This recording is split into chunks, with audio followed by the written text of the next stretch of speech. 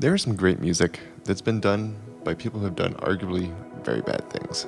And I've seen people get very upset and very confrontational about it. How could you like listening to that? Do you know what he's done? Well, by George, I'm sure you're going to tell me. This has been a trend that's been more and more recent as of late. In the last few years, musicians, artists, celebrities, they're no longer untouchable.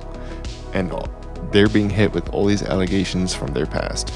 These people are coming out for blood. The cancel culture is here, so grab your pitchforks. We're gonna go hunt Dr. Frankenstein. Damning allegations, whether true or not, have been a real constant lately, and people jump to conclusions straight away. They read a headline, and that evokes an emotion, and that's how they feel. And even if it comes out later that it's not true, because they feel that way, that's the way it has to be. They're not going to admit that they're wrong. And that's just the way people are these days. Their first impression cannot be changed for these people. It's a dangerous way of thinking, but it's just the way it is. But getting back on track here, what happens to all the artwork, all the music that these people have made over the years? Are we simply not allowed to enjoy them anymore? Let's take an example. Look at this painting. It's a pretty good painting, isn't it? I mean, it's okay. Doesn't make me angry. Well, wrong. That's not a good painting. You're a Nazi for liking it. This painting was done by Adolf Hitler. This is the kind of thinking that we're dealing with here. Let's take a look at some of the examples from musicians that I like. First up, we got Mr. Marilyn Manson. Who would have thought that a guy who looked like this was capable of doing something bad? Who would have thought? Well, it turns out a few of his exes, they say that he's a real bad boyfriend. He's a real abusive guy. Well, some of his exes say he's not. But 16 people have made various different allegations against him, and Manson says he's innocent. I mean, I guess when it comes down to it, we have to let the courts decide. But people have already made up their mind. But when I listen to his music, am I thinking about all the awful things that people say he's done?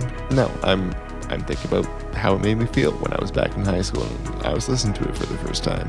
I'm only thinking about the music and nothing else.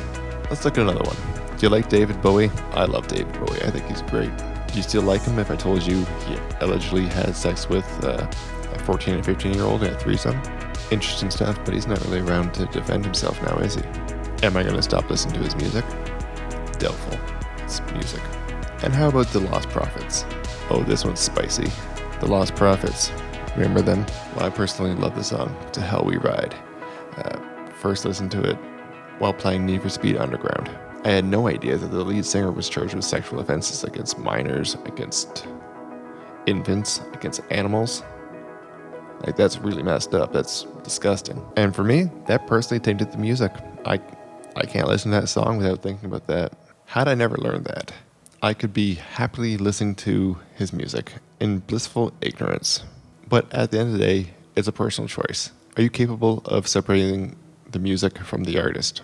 If you acknowledge that a piece of art is simply just artwork, it's music, it's nothing more, then it makes it very easy to ignore what the creator may or may not have done. Anyways, it's up to you to decide for yourself. I think it's personally fine to enjoy music and artwork, and just don't go idolizing the people that have made it, because some of them could be real monsters.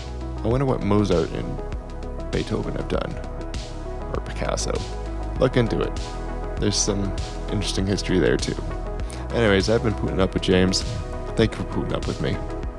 We'll see you next time.